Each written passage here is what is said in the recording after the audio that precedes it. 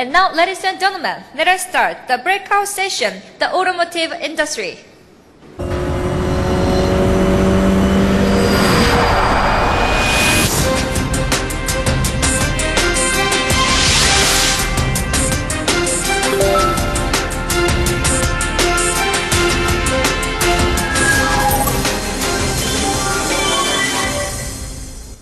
Now, it is my great pleasure and honor to welcome former world editor William Holstein. Ladies and gentlemen, let's welcome with a big round of applause.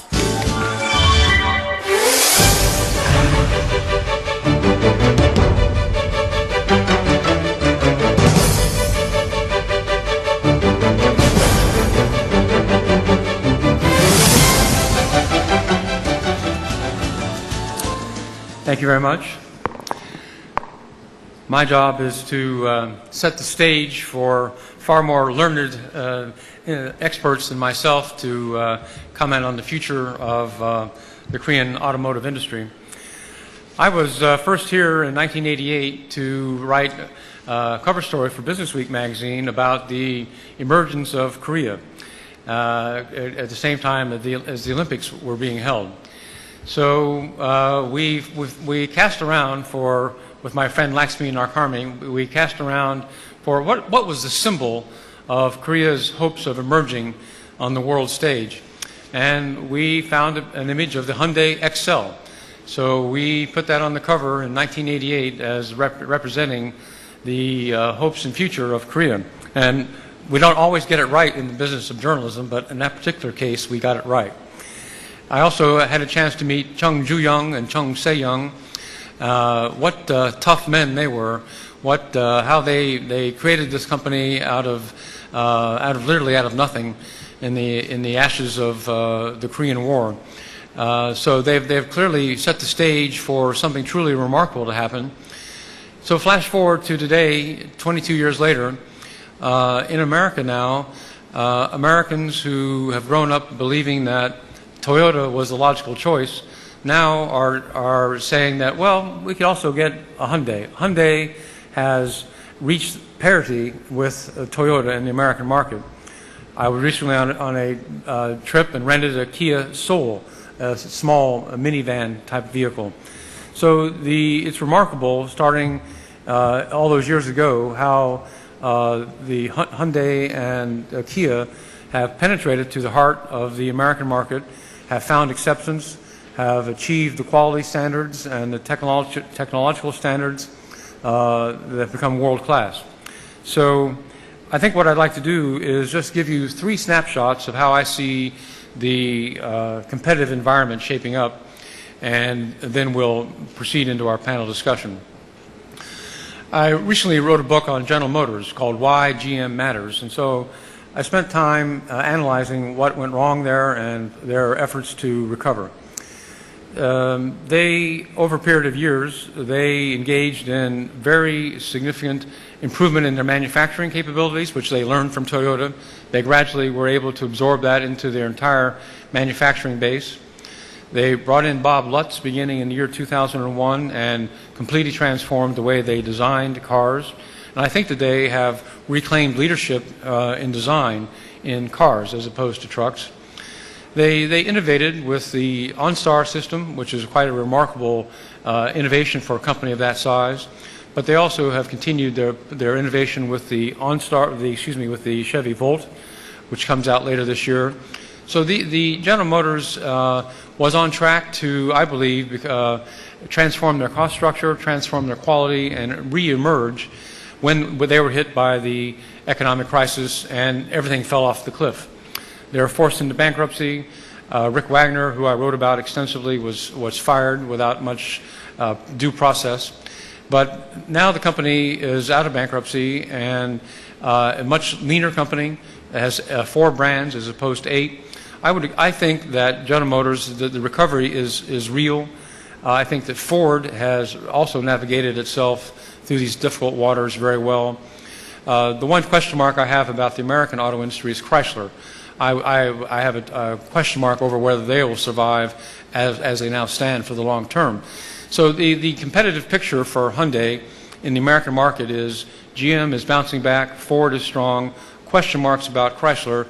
So I think that that environment has improved. It's hardened. The American competition in general has hardened from where it was 10 years ago.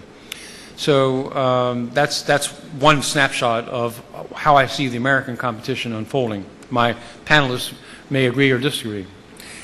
Toyota is, I've also made a life study of Toyota. Toyota has had an amazing story for, they made one mistake when they introduced the Toyota Pet into the United States in 1957. They were literally laughed out of the market, but they bounced back. They came back. And beginning in about 1959 to the year 2009, for all those years, they really did not make a single mistake in the American market that was, at least not one that was obvious. They pulled off the remarkable introduction of the Lexus luxury brand. They expanded into the manufacturing. They completely changed their manufacturing strategy. They gained relentlessly year after year. So in my study of large corporations, it's very rare that any company is able to continue expanding forever. Companies always have problems of consolidation, problems of having to, the smart companies, what they do when they have a problem is they recalibrate. They recalculate what they need to do and how they need to chart their strategies going forward. A lot of very big companies, of course, can never do that, and they're destroyed. Toyota has had a stumble here. It's not surprising. It's been clear that they were going to have a stumble beginning in about 2004, 2005. They expanded too rapidly into the American market. They took their eye off their quality commitment. They tried to do too much too fast. As Jim Treese and I were saying earlier today, they were driven by the goal of taking over the #1 position in the world, and they did that, but they sacrificed some things along the way. So now I think that Toyota is wounded slightly. I think there is a time for them to recoup and to reorganize and get a new focus. They have huge amounts of money, huge amounts of technology. So I'd say from a Korean point of view, you have a temporary window here where there is some softness in the Japanese competition. The third snapshot I'll share with you is the Chinese. This is perhaps the most mysterious of all. I think we all can argue, but we've come to a broad consensus on the competitiveness of the American manufacturers and the Japanese, but really the big question, of course, is the Chinese. We're all concerned that if the Chinese were to emerge in the short term with products that are directly competitive to your products at half the cost, that would be, obviously hugely disruptive to the entire Korean economy, not just one company. So I spent time in Shanghai looking at SAIC and their joint venture with General Motors. What I found was that there are 40 different Chinese auto manufacturers affiliated with municipalities or provincial governments. And this is because each of these different local and provincial governments wanted to have their own auto industry. It became a fashionable thing, in fact, for them to have. So the Chinese have not yet been able to achieve national champion status for any one of these quasi-government-owned entities. The SAIC has a joint venture with Volkswagen. Carl Hahn obviously can speak to that. I looked at their joint venture with General Motors. They have not yet been able to extract the engineering and design capability from General Motors that they wanted. This is the goal for all 40 of these manufacturers, of course, is to learn how to do the full design and engineering of a vehicle, not just to assemble it, but to take it from the beginning point to the end point and create vehicles that they can export. That's obviously the goal of all these Chinese entities. They've not yet been able to do it. I think that they are still years away. These entities are still years away, 5 to 10 years away, from being able to achieve the economies of scale. They have to be rationalized. If any of them are going to make it, the government is going to have to knock some heads together and to force them to merge. Be a very painful process. I think they're capable of doing that, but it's going to take time. they also have a huge hurdle in quality. I walked through the plants and saw how the workers kept the facility. Was the grass mowed? Were the floors swept? Were the floors dry? The Chinese have not yet been able to achieve the same commitment to quality that you see in Korea, Japan, United States, or Europe. So these entities are behind on many levels. They're behind on their technological sophistication, they're behind on their economies of scale, and they're behind on their understanding of quality, of why quality is so important. The Chinese market is willing to forgive them some transgressions. The Chinese market is willing to forgive them for slightly inferior quality because Chinese consumers say, well, they're Chinese, let's buy Chinese. There's a certain nationalism at work there. But if you take those same vehicles and export them to more advanced markets, other consumers are not going to take that point of view. They're going to want the same quality they've come to expect. The other entities you have emerging from China are the private sector entities, Geely and Chery, and BYD. I think that they're 5 to 10 years away. If at all it is possible for them to develop products, and they also have to develop the distribution networks. They have to develop brand names. No Chinese entity yet, with the possible exception of Haier, the appliance maker, has yet been able to develop a brand name in the American market or the European market. So these entities also are going to discover just how difficult it is to penetrate the automotive industry. Again, this is a double-edged issue, but to truly become competitive in the global auto industry, you have to have the full capability of design and engineering.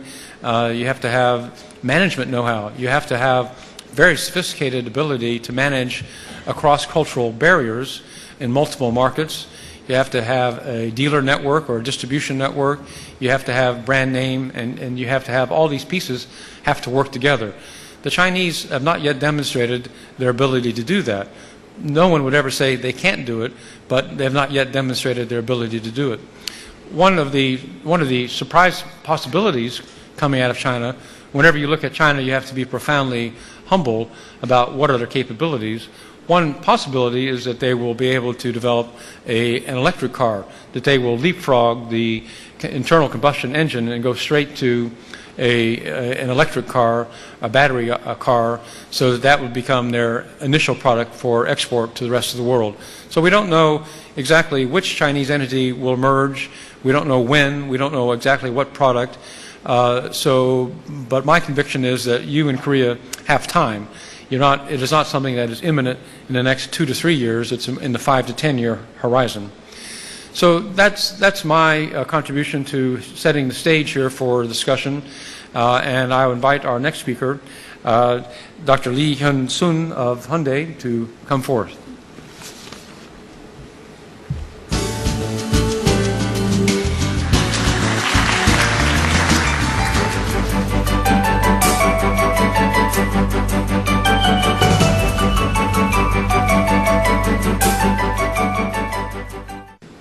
My name is Hyun-sun Lee, and I'm Vice Chairman of Hyundai Kia Corporation R&D Center.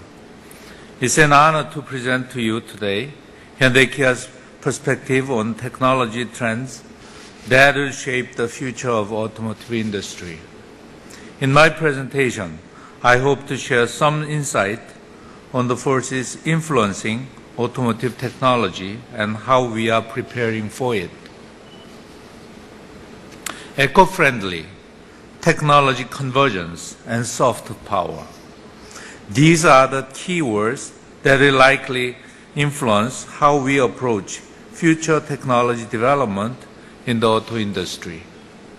The eco-friendly trend is ingrained in the research and development efforts of all the global automakers, and it will continue to be a major factor long into the future.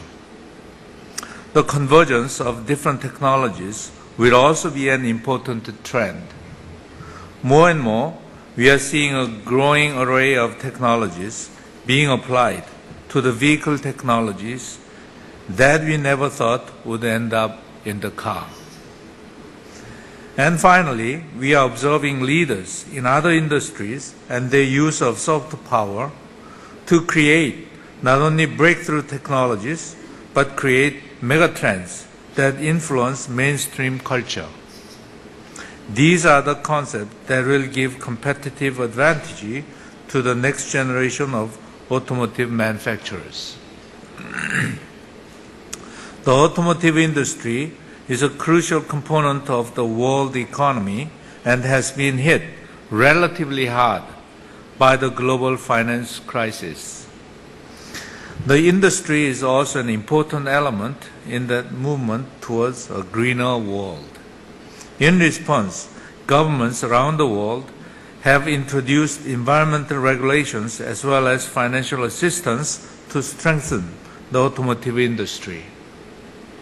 This has created a paradigm shift towards creating a more sustainable industry focused on environment-friendly vehicles. Recently, we have seen governments increasing their existing fuel economy targets. In the United States, automakers must reach 15.1 kilometers per liter by the year 2016. As for Japan, the target is set at 16.8 kilometers per liter in year 2015 and 20 kilometers per liter in year 2020. Here in the domestic market, automobiles must meet the target of 17 kilometers per liter by year 2015. The European Union has set the highest targets at 18.1 kilometers per liter by year 2012 and 22.4 kilometers per liter by year 2020. Hybrids are the current market leader in terms of eco-friendly vehicles. Based upon several recent studies on hybrid market penetration, hybrid vehicle demand is forecasted to reach almost 10 million units within the next 10 years. The next couple of years will be very interesting to watch in terms of plug-in hybrid and pure electric vehicle demand. Major automakers are set to launch production of plug-in hybrids and EVs starting as early as this year, and we will be sure to monitor consumer response. Furthermore, near-term advances in battery technology, recharging infrastructure, and national policies will have a direct effect on the adoption speed of these technologies. As for fuel cell electric vehicles, due to the current high cost and lack of hydrogen refueling infrastructure, we expect to see market introduction between year 2015 and 2025. At Hyundai Kia, we are aggressively pursuing technological competitiveness in all of these eco-friendly technologies. It is our belief that especially in the near term, there will not be one dominant eco-friendly powertrain. They will all coexist. Vehicle emissions is not the only factor driving eco-friendly technology development. According to the United States Energy Information Administration, liquid fuel demand is expected to increase year on year. Due to an ever-increasing energy problem, the automakers are facing additional justification for electric-driven powertrains that can run on renewable energy and less on fossil fuel. Increased renewable energy and electric-driven vehicles together will reduce our reliance on fossil fuels. While electric-driven vehicles have great promise, there are several technological and refueling limitations that automakers must address. Currently, electric vehicles are limited to city car applications due to their short driving ranges of less than 200 kilometers. While they may be sufficient for daily driving from home to work, they may not be suitable for longer trips. Hydrogen fuel cell vehicles are also limited to fleet bus applications due to the lack of hydrogen refueling infrastructure and the onboard space required for hydrogen storage tanks. To address increased environmental regulations around the world, Hyundai Kia Motor is undergoing a comprehensive eco-car development initiative to reduce vehicle emissions. In the initial phase, we are designing our cars to be more fuel efficient by employing advanced engine technologies such as gasoline direct injection and continuous variable valve timing.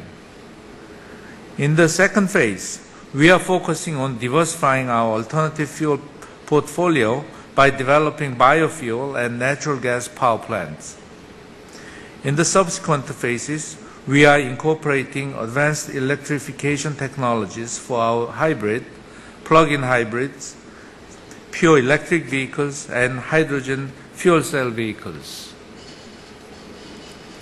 The automobile no longer serves solely as a form of transportation, but plays an integral role in the quality of people's lifestyle.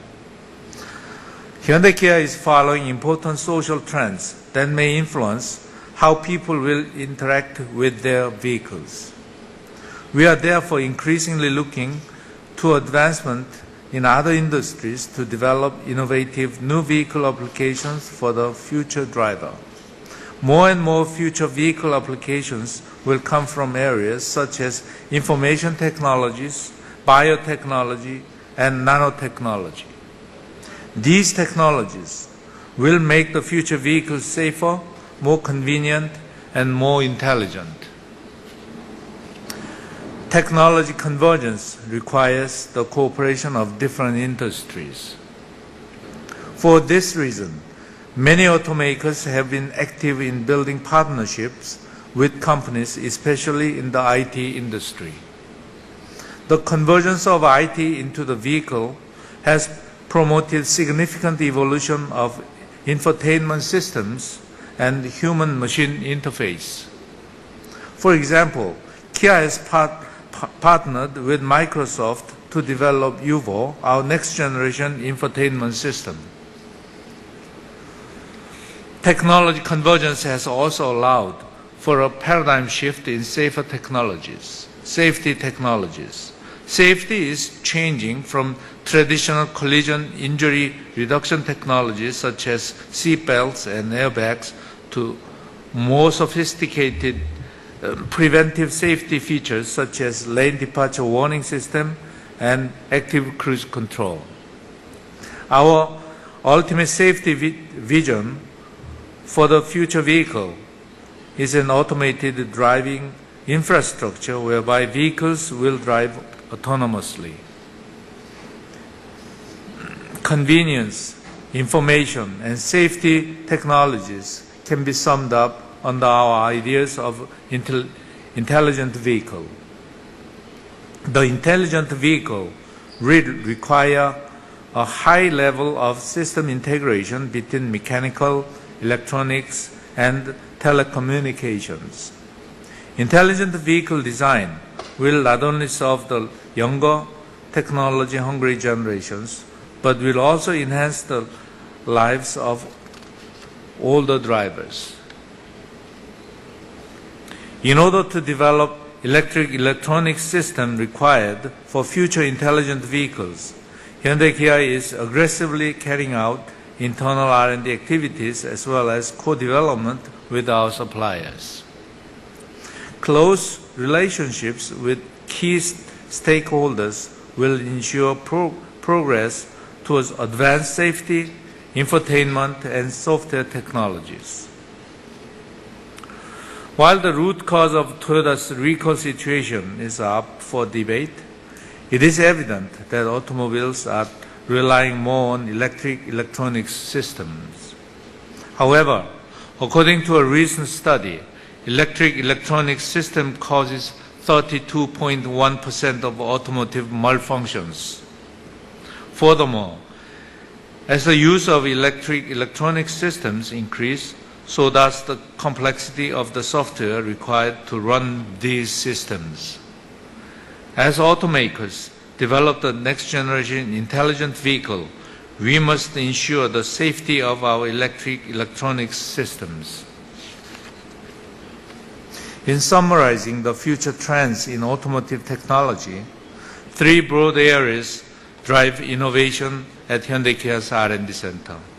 Environment and energy focuses on our commitment to a cleaner environment and renewable power. Safety encompasses the future technologies that will ensure the safe transport of our vehicles' passengers. Comfort and convenience provides our vehicles' passengers with an enhanced driving experience. Ideally, Hyundai Kia strives for future vehicles with zero emissions, 0% accident rate, and infinite amusement for our customers, ensuring environmental friendliness, safety, and joy for a car. That concludes the prepared portion of my presentation. Thank you for your attention, and I look forward to taking any questions you may have during the panel discussion. Thank you very much.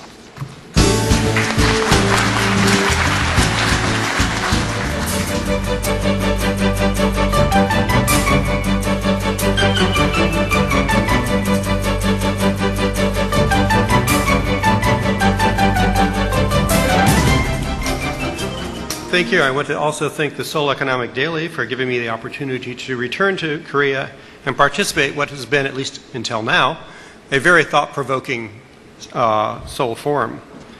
The last two speakers spoke about the future of the auto industry, as did Dr. Han, Mr. Carl Han this morning. I'm going to take a moment to talk about the recent past, but I do hope that in our panel discussion we spend more time on the future, which I think will be indeed an exciting time for the industry. The last 2 years have seen historic events in the world auto industry. I'd like to focus on just a few of them this afternoon. General Motors and Chrysler filed for bankruptcy, and quality problems at Toyota resulted in the recalls of almost 9 million vehicles, and there seem to be more going on even as we speak. What led to these problems? What lessons can we learn from them? And has the industry learned, truly learned, from the experience of the recession of the last 2 years? Now, I'm certain that the Seoul Economic Daily must have written numerous articles about all of these topics, but I hope that my perspective can help to further our discussion about them. Chrysler's problems are probably the easiest to diagnose. At least 3 times, probably 4, and perhaps more than that, over the last 40 years, Chrysler has flirted with bankruptcy. This time they came a little too close to the cliff and went over. So their problems were not unexpected. At GM also, the problems have been building for many decades. Let me cite 3 of those. First, a sliding market share at home. Back in the 1950s and 60s, 50s particularly, GM had a dominant market share of almost 50%. Now, it should have realized, I think, that that number was more likely to go down than up from that point. But it failed to do so, mainly because it failed to see the rise of new competitors and therefore did not begin to restructure for a shrinking market share. Secondly was an inability to make a profit even in the boom years. Too often, GM would launch 10 new vehicles in a year and assume that it might make a lot of money on 4 of them and lose money on the other 6. That was unsustainable over the long term. And thirdly was what I would call an overgrown sense of entitlement. What do I mean by that? Again, let me give 3 examples. One, the company always felt that the consumers should be loyal to us and Americans should buy American. This is a view common in parts of America, but especially true in the Midwest where General Motors was headquartered.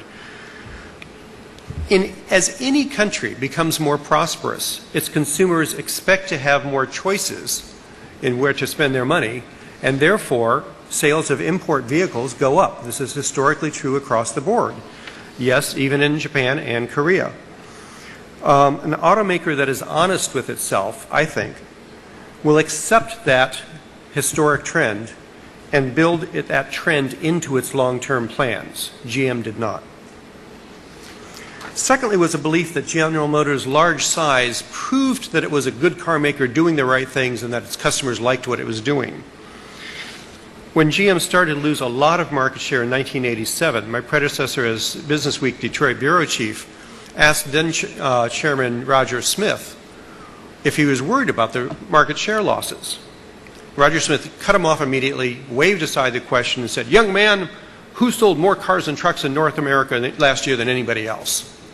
Well, yes, the answer was General Motors, but Roger Smith had seen the current standings and numbers, but not acknowledged the trend. His view was pervasive within General Motors. I think we saw that most recently when GM turned down the offered alliance with Renault-Nissan with an attitude that was, quite honestly, we're too big, we don't have anything to learn from anybody else. That assumption that size proves greatness proved to be their undoing. Finally, that sense of entitlement meant that even if cuts were needed in difficult times, the white-collar managers felt they should somehow be exempt. In fact, CEO Rick Wagoner, who Bill Holstein said he thought was summarily dismissed, I personally think that he was deservedly dismissed. The man had lost $72 billion over 5 years. The question is, why hadn't the board kicked him out earlier?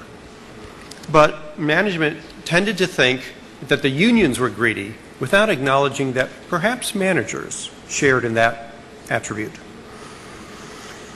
And yes, the union did feel entitled, and that affected their behavior. But let's face it, management sets the tone for corporate culture, not the union. Let's turn now to Toyota. The company was forced to recall millions of its best-selling models. The effectiveness of its much-admired Toyota production system, which is supposed to reduce the possibility of defects and quality problems, was cast under a cloud. A company that claims to listen closely to consumers in the field and on the spot, Genchi Genbutsu, was told, suddenly seemed uninterested in what its American customers were saying. And Toyota's ability to communicate with its supplier base has been the envy of the U.S. auto industry, and yet Toyota and its brake supplier, and even a secondary supplier of the same parts, all seem to be reading from different pages as to what was going on. Suddenly, no one at Toyota or any of its suppliers seemed certain of what was actually wrong with the cars in question. Why did all of this happen? I would submit that, at least in part, this was a result of overworked human beings. I don't say that one person was overworked or even that a team of them were stretched too thin, but rather that the entire Toyota management system was overtaxed, overworked, and overextended. This then was a failure of global human resources management. This is no secret. Toyota is not alone in this. Toyota, Fiat, Hyundai, and other globally expanding automakers frequently see their human resources stretched thin. Managers are routinely expected to work very long hours. People are given multiple assignments. You are not merely the manager of an engine plant here, you are simultaneously the manager of the supply chain leading to that engine plant, and you might be responsible for a project happening way over here, hundreds of miles away. Some managers feel proud of working in this environment. They wear their exhaustion like a medal of honor. They are road warriors, as we like to say in America, spending countless hours in airports, rental cars, hotels, working weekends, holidays when necessary, all to deserve the trust that senior management had placed in them. But people are still human beings and can only do so much. 14-hour days are one thing. 14-hour days on top of jet lag are quite another. Maybe some individuals can handle that workload, but not everyone. Automakers conduct stress tests on metal parts to know just how much stress that part can handle in normal wear, in normal use, and also in the extreme conditions of an accident. Engineers do not put a part into a car that will be forced to take more stress than it can handle. But Toyota seemed to think that people, all of its people, could handle ever-rising levels of stress. I call that bad engineering. Toyota had already begun to face up to the fact that it might be asking too much of its employees. In 2006, a senior Japanese executive at Toyota's North American Manufacturing Operations Center wrote an internal memo that Automotive News obtained and reported on. In this memo, he said that the company was losing too many good people because of overwork. They were simply quitting. He acknowledged that important managers were spending too much time traveling, tending to too many projects. Toyota suppliers were also stretching their resources to keep up. His proposal was a large-scale solution to the problem. Toyota would break apart its fast-growing North American engineering operations and network into smaller regional project areas. There'd be one for Texas, one for Kentucky, one for Canada, and one for California. Each region would be responsible for the engineering work in their region. That would mean fewer responsibilities, but more importantly, less traveling back and forth, so people could spend their time on the projects, not in the plane. It sounded like a great plan. Unfortunately, the idea was shelved. Toyota was simply growing too fast to slow down for such a restructuring. Because, after all, Toyota was racing to achieve a global sales target. This brings me, in root cause analysis, to what I think was the fundamental cause of Toyota's problem. Every time I've seen an automaker chase a unit sales numbers goal, which is really what market share is all about, it has gotten into trouble. When companies chase sales rather than seeking to serve and please the customer, that leads to bad habits. In Toyota's case, the desire to achieve a 15% global market share, which was an indirect way of saying beat General Motors and become number one in the world, led to a push for more new vehicle introductions, more frequently and more quickly. Toyota was stretched thin, but nobody could say, slow down. With all due respect, Dr. Hahn, I believe that Volkswagen's stated goal of beating Toyota in global vehicle sales will in some form or other lead Volkswagen to make some serious mistake. I can't predict what those mistakes will be, but something will go wrong. Top management likes to set a be number one goal as a way to rally the troops, but it too easily leads to bad decisions by managers just below the top management level. I want to mention one other problem at Toyota. It tried to keep decision-making centralized at headquarters. In a global industry, that's not a good thing. When the U.S. Congress called Akio Toyoda before it and had him testify on the problems of the recall, what they were really angry about was not that there was a recall. Every company has recalls. Nor even at the slowness of Toyota's response to the safety crisis. No, what infuriated Congress was that nobody in North America had the authority to step in and order the recall when it was needed. To have that authority, a person needs the complete confidence of the Home Office. For many years, Jim Press was Toyota's U.S. champion. Mr. Press understood the local market and had the ear of top management due to his many years of service to Toyota. Indeed, he rose to become the first foreigner to be on the board of directors at Toyota Motor Corporation in Toyota City, Japan. But then, for a variety of reasons, he left to join the team that was trying to save Chrysler. He was one person. When he left, there was no backup. If an automaker is relying on just one executive, one key person, to tell the board what's happening in Europe or North America or China, in other words, if only one person can stand up to headquarters and speak honestly about problems on the front lines, then that automaker is one heart attack away from a massive disconnect from a key market. That is one of the lessons of Toyota's recalls. Finally, let's ask what, if anything, has the industry learned from the recession? People in the industry I speak to talk about a newfound discipline in controlling their costs, which they had to cut to survive, in letting the market dictate the pull and set the production levels rather than pushing production out of the factories onto the market. So far, that's true, and they're doing a good job at it. But this is an industry which historically cuts costs sharply in the downturns, then gradually adds the costs back in when times get better. It's too early to tell, really, if this time is any different. We're too used to feast and famine, and when the times get good, we go back to feast. But one lesson is worth noting. The U.S. decline this time was very sharp. Even earlier in the 90s, even the downturns then were fairly mild. This one was quite sharp. And that was an experience that automotive managers in the United States, at least, now understand. They've lived through a severe sales collapse and will factor that possibility into their future plans. They are more attuned to the downside risk, to put it another way. I would compare that to Korea's experience with the Asian financial crisis, what's known here as the IMF crisis. Many people lost their jobs, but those who survived and stayed with their companies learned how to work through bad times, not just a rising growth market.